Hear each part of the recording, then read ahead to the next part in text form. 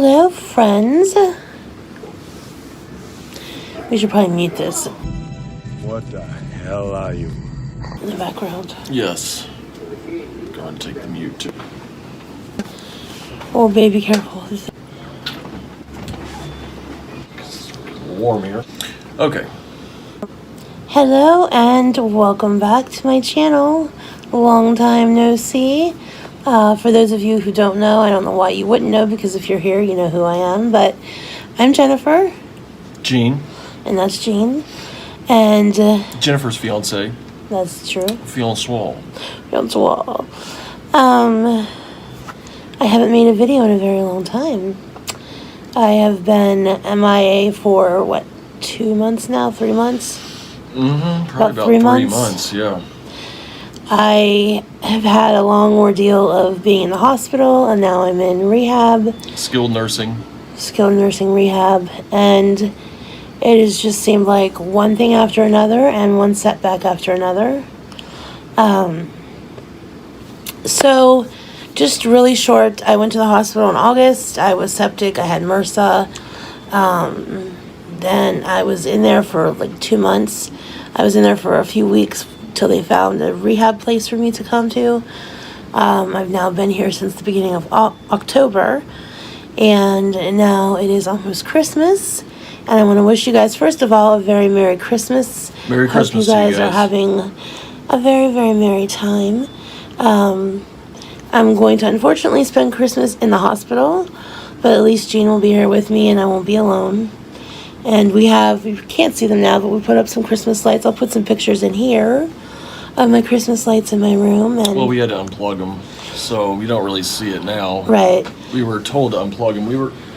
They said yes when we asked, and then when another administrative lady came in, she said, "Oh, how pretty! Yeah, you need to unplug them because they're not. They consider it a fire hazard, even though they're LED lights. They burn cooler. They're a little cooler, low energy, but it's still considered a fire hazard to them. If you plug it in, it's a fire hazard. So. But we're gonna break the rules and plug them in on Christmas Eve anyhow.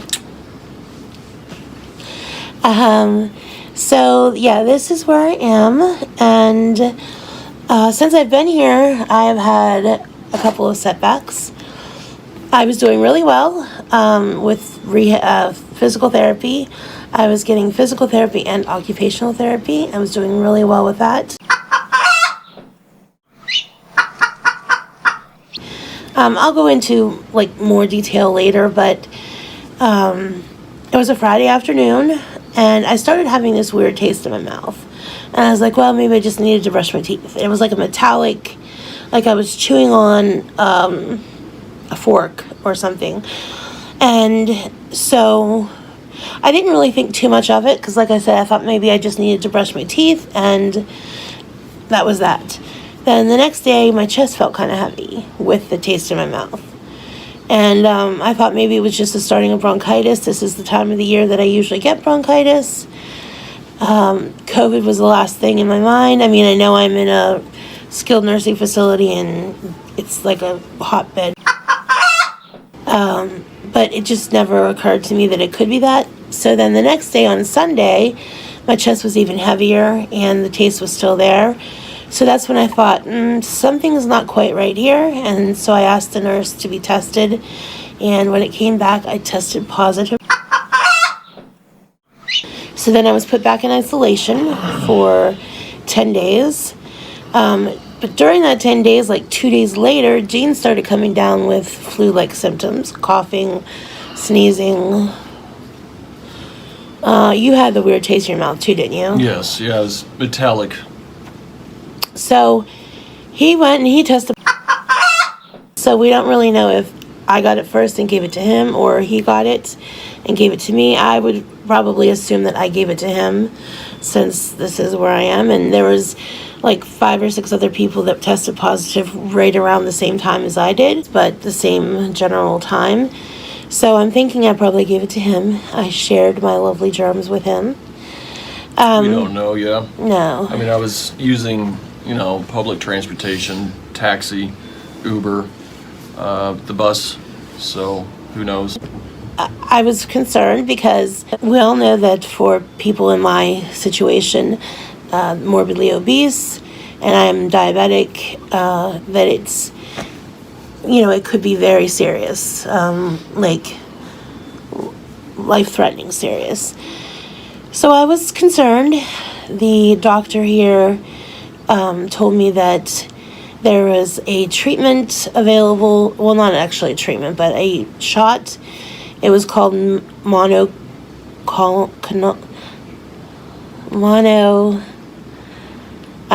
something antibodies. And it's a series of 4 shots. You got 1 in each arm and 1 in each leg. And it helped boost your immune system to help you fight the virus, yeah. Because she said that, and this is the part that had me like really paranoid, because she said that it could take a drastic turn very quickly. It could get bad very quickly. And I wish she would have probably could have left that out. Well, it's like, but it's no kidding. I mean, that's what the news keeps blowing up for the past 2 years. But it's the truth, and she has to tell the truth. It's a little unnecessary to spread further fear to your patients. But yeah, however, but she was being honest, because it's, it could happen. It very well could have happened. But now's the time to panic. Yeah. But luckily, my symptoms did not get very bad. I had heaviness in my chest for maybe 4 days, and then I had a persistent cough for about a week or 2 afterwards. I never had a fever. I did lose my my sense of taste and smell. Jean did as well. Did you have a fever? No. No. And then another lovely side effect that I had after the 10 days, it was like towards the end of having, my hair started falling out. And we all know that I have very thin hair to begin with, and it started coming out really bad. Jean would brush my hair, and the brush would just be full of hair. So because of that, it was so spotty and patches of baldness, I just decided to cut it all off, which is why we're wearing the pretty little beanie here. I didn't shave my head like Buzz cut it, but I just cut it really short. It's right about yay. Yeah. No. So, yeah, that was the loss of smell and taste and the hair falling out. To me, those were the worst ones, because I was on oxygen for about 2 weeks. My O2 sats would go like into the upper 80s, and I was only on 2 liters of oxygen, but they wanted to keep that on me till my oxygen levels actually stayed up. So now they're like 96, 97 without oxygen consistently. So I've battled that, and I was going to start back with physical therapy. Then, lo and behold, I've developed some lumps in my stomach that are very painful, and we don't really know exactly what they are right now. I'm going to be getting x-rays and some other tests to diagnose those and see what's going on with my stomach. That has been holding her back from doing more PT. Because of pain. We could really use your prayers. She needs some good prayer. So first, this has been a very hard, tough road for really the both of us. It sucks. And she was so close to coming home.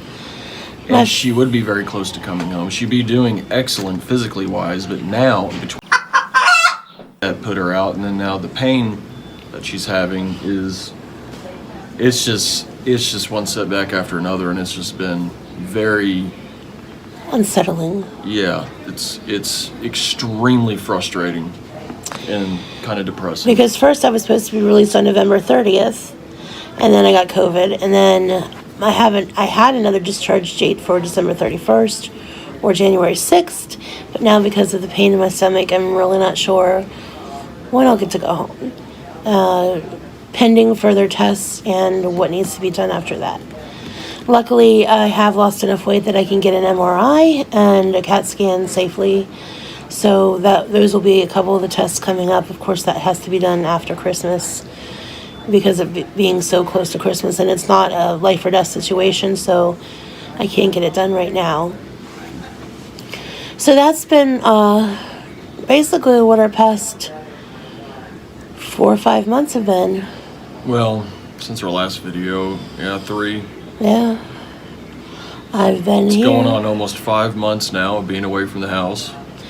Yeah, and I miss my kitty cat. I just miss my apartment. I miss being home with Gene. He's here as much as he can be. One night he was here and we couldn't get him an Uber. There was no Uber drivers available. And he got stuck here the whole night. So he had to sleep on the floor. I was miserable. That was a fun night. But luckily he pushed through it like a trooper. I had to pull her bag of clothes out, a duffel bag, and lay on it. My hip and it's basically right here on my body. And then he had his legs under the bed. And he was paranoid, and he was paranoid I was going to hit a button and lower the bed. I was paranoid the bed would break and just fall on him. That would have been like headline making news.